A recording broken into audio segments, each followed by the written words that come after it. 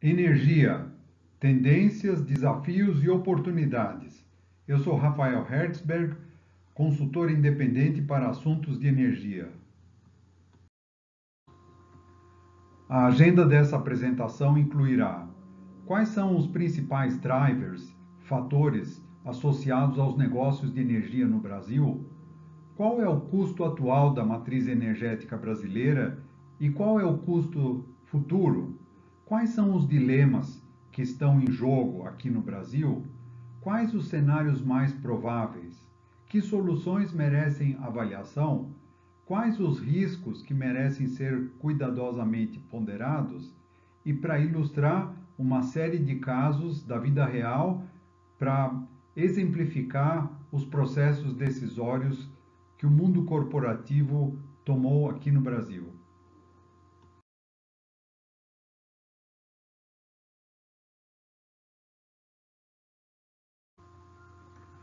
O custo da matriz energética brasileira é apresentada por região.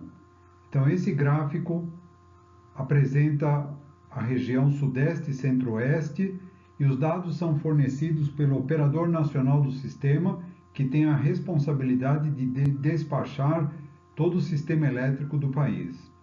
A linha azul mostra o custo em reais por megawatt-hora que foi arcado semanalmente e eu escolhi o prazo de um ano, de julho de 2017 a julho de 2018. O que se pode observar é que há grandes variações desse custo.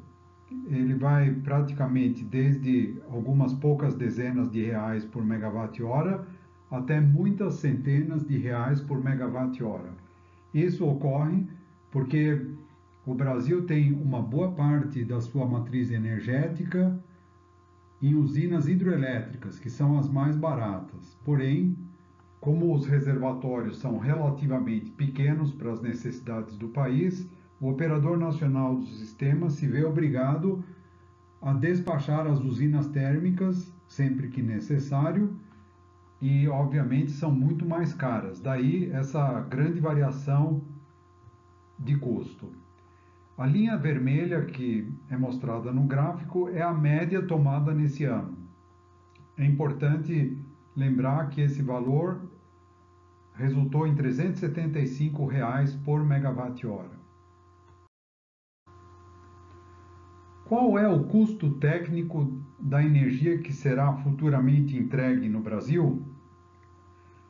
Para descobrir esse valor, vamos considerar a composição da matriz energética futura do Brasil, que é grosseiramente 70% hidráulica e 30% térmica. As usinas no Brasil requerem um investimento de capital chamado de CAPEX da ordem de $1.500 por quilowatt. Considerando o fator de carga de 70%, que seria quanto de 1 kW é aproveitado para produção e entrega de energia para o sistema, da ordem de 70%, que depende, obviamente, do volume de água armazenado nas nossas represas, e considerando uma taxa de remuneração do capital, incluindo o risco do país, de 1,5% ao mês, e um prazo de 20 anos, 240 meses, para recuperar o investimento, chega-se num custo equivalente de R$ 175 por megawatt-hora da usina hidráulica. No caso da usina térmica, além do CAPEX, que nós acabamos de falar, existe ainda o custo do gás. Supondo o preço especial oferecido para geração de energia térmica de R$ 1 por metro cúbico e considerando que as melhores usinas térmicas a ciclo combinado apresentam um rendimento da ordem de 50%, equivale a dizer que o custo do gás por energia entregue é de redondamente R$ 200 por megawatt-hora. Então, no caso de uma usina térmica, além do custo CAPEX de R$ 175 por megawatt-hora, ainda temos o custo do gás de R$ 200 por megawatt-hora, perfazendo então o valor de R$ 375 por megawatt-hora. Então, se fizermos uma composição de 70% da matriz hidráulica a R$ 175 por megawatt-hora e 30% a R$ 375 por megawatt-hora, chega-se numa ponderação de R$ 234 por megawatt-hora. Vamos agora comparar o custo do despacho do Operador Nacional do Sistema, linha azul, cuja média é a linha vermelha, com as tarifas praticadas pela distribuidora Eletropaulo, por exemplo, da região Sudeste Centro-Oeste, que está apresentada com a linha verde, denominada de tarifa. A tarifa da Eletropaulo coincide rigorosamente com aquele cálculo feito no slide anterior, coincide com o valor de 230 e poucos reais por megawatt-hora. O importante desse gráfico é que a tarifa está abaixo do custo do despacho do Operador Nacional do Sistema. Temos no Brasil uma situação muito preocupante em relação ao custo da energia percebida pelos clientes. Esse gráfico mostra os países do BRICS e também do Canadá e dos Estados Unidos, denominados em cents de dólar por quilowatt-hora.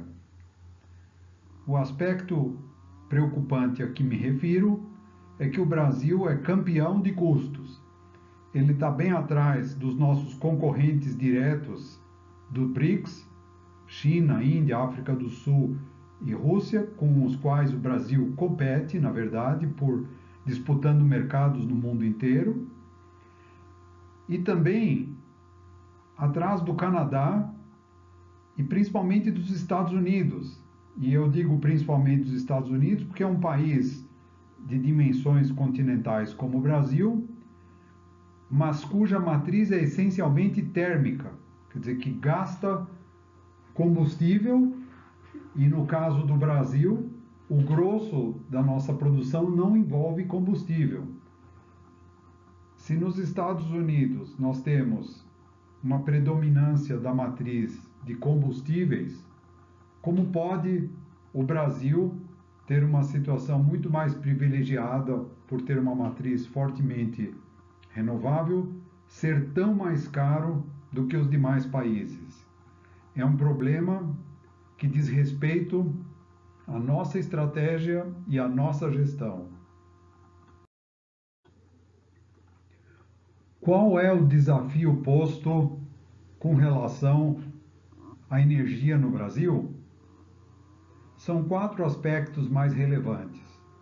O primeiro deles, temos que ter ciência de que o Brasil está fora de paridade competitiva em relação aos BRICS. O segundo aspecto, muito importante, é que a tradição brasileira de simplesmente repassar os custos para as tarifas e preços não necessariamente é uma estratégia aceitável, porque se nós já estamos fora de paridade competitiva, imagina se continuarmos com a nossa ideia de aumentar preços e tarifas, aonde nós vamos chegar? O terceiro aspecto, muito preocupante também, é que muitos dos players ofertantes da cadeia produtiva do setor elétrico se encontram em situação econômica financeira muito frágil. E essa informação é muito importante levar em consideração, porque no Brasil, embora tenhamos tarifas e preços entre os mais altos do planeta, isso por si só não é uma garantia de que os ofertantes estejam indo bem em sua saúde econômica financeira. E o aspecto mais intrigante para mim é, diante desse quadro, o que deveria ser feito no Brasil para a gente colocar nos eixos essa situação e o que será efetivamente feito. Para facilitar o nosso raciocínio, eu vou considerar dois cenários principais. Um mais otimista, em que o Brasil resolveria fazer a lição de casa para alcançar e manter uma posição competitiva no futuro. E a segunda é fazer mais do costumeiro, que é manter tudo como está. No caso virtuoso, a decisão da expansão da oferta no Brasil seria em função do mérito de custo da energia produzida. O segundo aspecto, decorrente do primeiro, é que por isso mesmo as usinas de geração de energia renováveis seriam preferidas em relação às usinas térmicas, tanto pela questão de custo como pela questão das emissões. O terceiro aspecto importantíssimo é resolver definitivamente um problema que vem perdurando há anos, que é a inadimplência da Câmara de Comercialização de Energia Elétrica. O quarto aspecto é criar um basta com relação às interrupções não planejadas, que têm sido sistemicamente acima dos limites estabelecidos pela ANEEL e pouco acontece para essa situação ser modificada. E esse é um aspecto muito importante, porque cada hora interrompida acima do limite oficial gera prejuízos para os clientes, que são medidas em dezenas de vezes o custo da energia não recebida. E, finalmente, um item polêmico, que sempre causa grandes comoções no Brasil, é privatizar as empresas de energia, porque todos nós que temos acesso a alguma informação sabemos que as empresas de energia são hoje loteadas por políticos e partidos e todos os esquemas que a Lava Jato tão bem demonstrou. Mas a realidade mais provável é que o Brasil escolha fazer o costumeiro, repassar a diferença de custos que foi mostrada em slides anteriores para os clientes. É uma atitude simples, fácil e rápida. Segundo ponto é manter a expansão concebida. Afinal de contas, é preciso atender aos interesses daqueles players que lutam com unhas e dentes para manter o esquema que vigora há décadas no país no setor elétrico. O terceiro passo é, sem assodamentos, como se fala no jargão técnico, aguardar a justiça decidir sobre a inadimplência da CCEE. Isso pode levar mais anos ou décadas. Continuar multando as distribuidoras pelo não atendimento dos limites de interrupções não planejadas. Isso não vai fazer a menor diferença para as distribuidoras, dado o valor inexpressivo da multa. E, finalmente, manter todas as atividades conforme o cronograma oficial, pois, além de tudo, ele é formalizado através de inúmeras audiências públicas e com todas as chancelas de todos os cartórios que se possam imaginar. Quais as soluções que merecem avaliação? É lógico que devem ser confrontadas com os cenários que acabamos de discutir no slide anterior. São as seguintes as possibilidades: eficiência energética, projetos que visem reduzir o consumo de energia para a mesma atividade produtiva, a utilização de geração local, que potencialmente oferece custos mais baixos do que os originados da rede pública, acesso em tensão mais elevada, que permite a captura de tarifas mais competitivas de demanda, estratégia de contratação de preços no mercado livre que ofereça um custo futuro mais interessante do que os atuais, fazer uma arbitragem de custos e de riscos mediante a constituição de um portfólio de fontes de energia e, finalmente, monitoração e controle do consumo e dos custos da energia.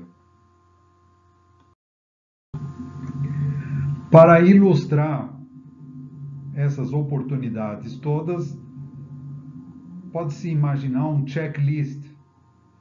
E para facilitar a nossa visualização, aqui eu apresento a seta em verde, são aquelas alternativas que estão fora da cerca do cliente. Então, contratação de energia elétrica, de gás, de biomassas, de biodiesel e todas as fontes passíveis de contratação para aquele caso específico. E na sequência, olhar o que acontece dentro da cerca do cliente, que pode ser uma indústria, um comércio, uma instituição. Pode-se pensar em geração local, e aí há vertentes de base, de ponta, de emergência, assim como aquelas atividades mais conhecidas de controle e gerenciamento de energia, de fazer retrofit, que seria a substituição de equipamentos antigos e mais gastões por mais modernos e economizadores, e até mesmo a inserção em programas de resposta à demanda quando finalmente essa atividade decolar no Brasil. As soluções na área de energia dependem fundamentalmente da identificação dos riscos envolvidos e das formas de mitigá-los. Eu vou citar aqui 5 aspectos muito relevantes que têm a ver com essas decisões do mundo corporativo. A primeira é o estabelecimento da taxa interna de retorno dos projetos.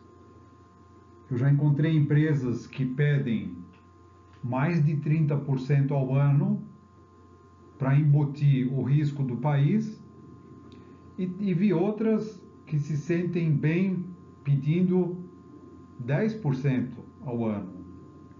O segundo aspecto é o horizonte das soluções. E aí existe uma grande disparidade de horizontes. Existem aquelas empresas que já falam a priori que qualquer projeto tem que ter um horizonte de 1 ano, ou bem curto, 2 anos no máximo. E tem aquelas empresas que se dão a liberdade de viabilizar projetos que tenham horizontes mais longos, 8, 10 anos, talvez até 15. O terceiro aspecto é como será a abordagem dos temas técnicos, financeiros e de gestão associados a cada projeto em avaliação. E aí há uma enorme variedade de alternativas. Como é que nós vamos estruturar um projeto? Ele vai ser contratado na forma de um pacote, em que a solução será praticamente totalmente terceirizada, ou será toda ela estruturada de modo a ser erguida, operada e mantida a partir da equipe interna e dos recursos internos disponíveis, sejam eles financeiros e de gestão. O quarto aspecto é sobre o que o cliente tem propensão a fazer. Existe vontade, interesse, disposição para partir para projetos que exijam mais recursos de investimentos, chamado de CAPEX, Capital Expenditure, ou vão ser privilegiados apenas aqueles projetos de baixíssimo custo ou de nenhum custo. E finalmente, não menos importante, como é que vai ser o processo decisório para a escolha de cada um desses aspectos tão importantes que foram listados? O que eu quero chamar a atenção aqui é que, dada a variedade e a importância dos temas que devem ser discutidos, é fácil imaginar que cada caso vai ter uma solução específica, porque a combinação de fatores é muito relevante. Então, dois clientes competidores entre si podem viabilizar ou inviabilizar as mesmas soluções, porque essas questões vão ter um tratamento diferente em cada uma delas. Um outro aspecto que merece consideração muito detalhada é a mudança que houve no Brasil com respeito à sinalização da viabilidade dos projetos ao longo do tempo. Se nós traçarmos uma linha histórica de 1980 para cá, nós vamos ver que nos primeiros 30 anos desse período, o governo sinalizava de forma inequívoca o que tinha a chance de prosperar. Então, lá pelos anos 80, foi introduzida aquela energia garantida por tempo determinado, que qualquer um que fizesse uma continha rápida iria descobrir facilmente que substituir o uso de derivados de petróleo por energia elétrica seria um ótimo negócio. Na sequência, foram criadas as tarifas oro-sazonais, justamente sinalizando que em determinados horários tinham tarifas mais baratas e em outras mais caras. E isso foi facilmente absorvido pelo mercado e as empresas rapidamente migraram das tarifas convencionais para as oro-sazonais por conta da economia importante que podiam realizar. Já mais na década de 2000, 2010, surgiu o mercado livre com expressão comercial no Brasil. E aí, uma boa parte das grandes empresas e médias também preferiram migrar para esse novo ambiente de negócios, porque as economias em relação ao mercado cativo, com tarifas reguladas, era muito expressiva. Então, nesse período de 30 anos, bastava praticamente saber sobre os sinais que estavam sendo emitidos pelo governo e as soluções decorriam fácil e naturalmente. O grande desafio que nós temos hoje é que não existem mais esses sinais. É o cliente que tem que buscar os sinais no mercado e tomar as suas decisões. E isso é uma solução muito mais complicada e arriscada do que a nossa tradição de 30 anos. Como definir, então, o que é uma oportunidade para o cliente e o que não é? Existem duas formas antagônicas de olhar essa questão. O método clássico, que se vê espalhado no Brasil de forma muito relevante, os técnicos identificam as oportunidades na área de energia, geralmente são pessoas que estão muito próximas do chão de operações. Eles trazem essas ideias que eles capturam para apreciação dos gerentes e dos diretores. E aí toma-se uma decisão e, se for positiva, parte-se para a implantação. No método competitivo, o modelo é bastante diverso. Os diretores e conselheiros, eles partem definindo quais são as condições de contorno, que são aquelas que nós comentamos, que são as exigências para que os projetos decolem naquela empresa ou instituição. Eles estabelecem, portanto, as linhas mestras que qualquer projeto deve obedecer para poder voar. E uma vez que isso está bem claro para o corpo técnico da empresa, aí sim os técnicos e os gerentes modelam soluções que se encaixem com essas linhas mestras. Aí eles voltam aos diretores e conselheiros mostrando exatamente como aquelas soluções adeririam a essas linhas mestras, para que eles possam então decidir se o projeto vai em frente ou não. E só então que se parte para a implementação. Pode parecer que essa diferença é apenas simbólica, mas ela não é não.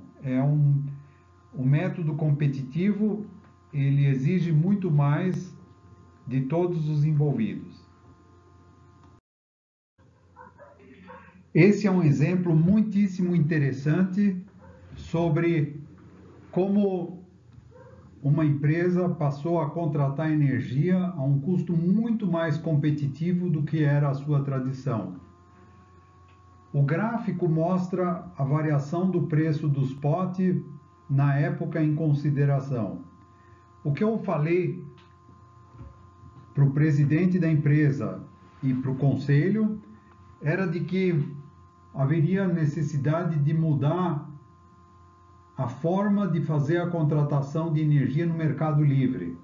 A tradição da empresa era fechar novos contratos em datas marcadas no calendário da empresa, e isso significava pagar o preço do dia que o mercado oferecia para entrega futura. Eu mostrei para os conselheiros dessa empresa que a melhor solução seria achar o momento certo de fechar a entrega futura. Então, eu usei essa sinalização rosa, amarela e verde para ilustrar quais eram momentos interessantes e convenientes para fechar ou não preços para entrega futura. Então, nos blocos cor-de-rosa, os preços do mercado estão altíssimos e aí, geralmente, as ofertas de preço para entrega futura sofrem essa influência e os preços sobem. Já quando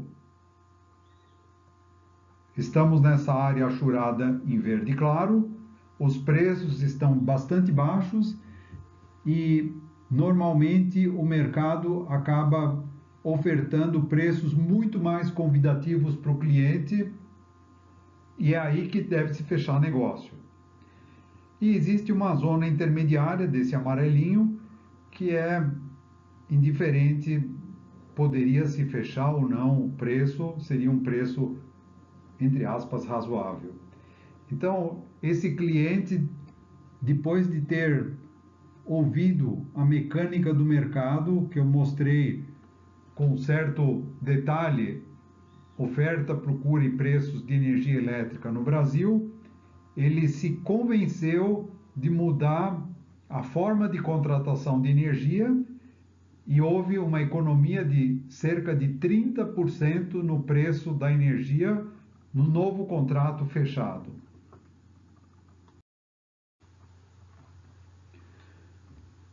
O cliente, quando me chamou, nesse caso, apresentou duas demandas. A primeira delas, ele se queixava de que o custo da energia consumida era acima do que ele desejava.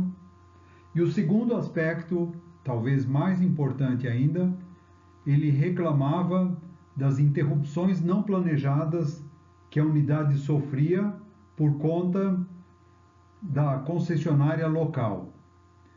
E essas horas representavam cerca de 60 por ano, geravam um prejuízo muito grande, porque naquele caso tratava-se de uma empresa de processo em que uma parada não planejada requeriria quase 20 horas para retornar à operação em condições de regime.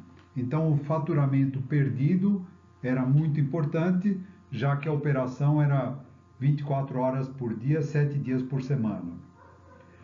A minha sugestão, que depois foi aceita, era a implantação de um acesso em tensão mais elevada, que então saímos de 13 kV, que era a tensão original, para a nova tensão, que seria 138 kV. Com isso, o custo das tarifas de demanda foram muito reduzidas, viabilizando os investimentos no empreendimento com uma taxa interna de retorno considerada muito atrativa pelo cliente.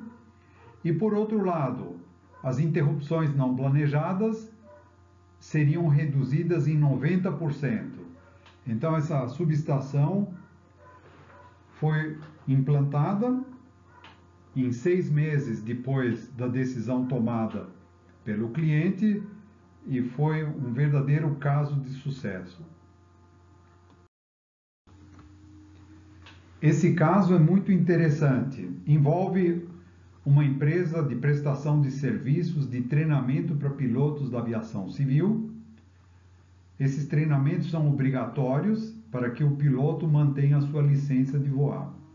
O que estava ocorrendo era que as interrupções não planejadas da concessionária interferiam diretamente no treinamento dos pilotos e, em algumas vezes por ano, esses pilotos eram obrigados a retornar para refazer o treinamento porque tinha havido uma interrupção e o treinamento ficava invalidado. Quando o cliente me chamou e apresentou essa situação, eu sugeri uma solução que envolvia 2 linhas de pensamento. A utilização de grupos geradores para fazer frente às interrupções não planejadas da concessionária, em regime de emergência, e para viabilizar economicamente o empreendimento, esses grupos geradores seriam operados regularmente no horário de ponta para substituir a concessionária, porque as tarifas de ponta eram muito mais altas do que os custos operacionais do grupo gerador e, portanto, valia a pena. Com esse arranjo, que o cliente, em princípio, topou, fizemos uma concorrência no mercado para que os fornecedores apresentassem proposta de um sistema Build, Operate and Transfer, ou seja, o cliente, o fornecedor contratado, aportaria os recursos necessários, investiria no sistema de geração local, operaria o equipamento durante o prazo contratado, que foi de 10 anos, após o qual ele transferiria a propriedade para o cliente. E assim, o cliente conseguiu uma solução de fluxo de caixa zero, porque o benefício da utilização na ponta, que era uma economia que foi verificada no mês a mês, foi repassada para o fornecedor. E assim o cliente não sentiu diferença no seu fluxo de caixa, embora tivesse agora o recurso importante de ter um sistema de emergência local. Esse é um caso clássico de retrofit, em que um galpão tinha uma iluminação tradicional mista e foi substituída por um sistema moderno, muito mais eficiente em termos de lumens por watt. Então o cliente conseguiu a mesma qualidade na iluminação, porém com um custo de energia muito mais baixo. Essa empresa era uma fabricante de autopeças multinacional e eu fui chamado para fazer um diagnóstico de oportunidades na área de energia. E eu descobri, para minha surpresa, que essa empresa tinha consumo de gás e de energia elétrica. E no caso específico dos fornos de tratamento térmico, ela possuía tanto fornos a gás como fornos elétricos. E o que eu descobri é que a empresa estava consumindo gás acima do contratado e pagando por isso, enquanto que na energia elétrica ela tinha um excedente que vendia no spot market por um preço inferior ao contratado. Então, quando eu me dei por conta dessa situação, eu acabei sugerindo uma mudança no perfil de uso das fontes dessa empresa. Então, sugeri que o forno de tratamento térmico fosse tocado com energia elétrica, assim o consumo de gás seria reduzido e, por outro lado, em lugar de vender o excedente de energia a um preço menor do que o contratado, se consumia toda a energia elétrica contratada e a soma dos dois custos, gás e energia elétrica, acabou ficando muito mais baixo do que antes dessa mudança. Esse caso também é muito interessante. Esse cliente do setor industrial de transformação, ele tinha interesse em reduzir custos. Quando ele me chamou, eu descobri que o perfil de uso de energia elétrica era esse da figura. A área em vermelho é o horário de ponta e azul fora de ponta. Quando eu investiguei melhor a atividade produtiva desse cliente, descobri que na realidade uma boa parte dos equipamentos só operava 10 horas por dia e uma parte importante operava em horário reduzido. Quando eu descobri isso, foi possível identificar uma oportunidade, uma grande carga que representava o forno elétrico daquela unidade, só trabalhava realmente 14 horas por dia. Então, a minha sugestão foi até muito simples. Eu apresentei a ideia para o vice-presidente industrial dessa multinacional, sugerindo que esse período de 14 horas fosse defasado do horário de ponta. E isso foi feito e foi uma atividade bastante simples e até rápida de ser levada a cabo, e a economia muito importante, porque as tarifas de ponta são muito diferentes das de fora de ponta. Esse é um caso muito interessante de uma indústria farmacêutica multinacional. Quando eu fui chamado, isso foi nos idos de 2005, a empresa se mostrava interessada em migrar ao mercado livre. Quando eu estava discutindo as alternativas de migração em relação à formulação dos preços, eu apresentei dois tipos de preços que seriam passíveis de contratação. Um preço fixo, tradicional, como todo mundo está acostumado no Brasil, geralmente indexado à inflação. E eu também apresentei, tomei a liberdade de sugerir um preço collar. O collar é praticamente o spot, porém com duas travas, um piso e um teto. Então, o collar significa o seguinte: o cliente contrata o spot, mas se o spot tiver abaixo do piso, ele vai pagar o piso. Em contrapartida, se o spot ultrapassar o teto, ele vai pagar o teto. e sempre que os potes estiver entre o piso e o teto, ele vai pagar os potes.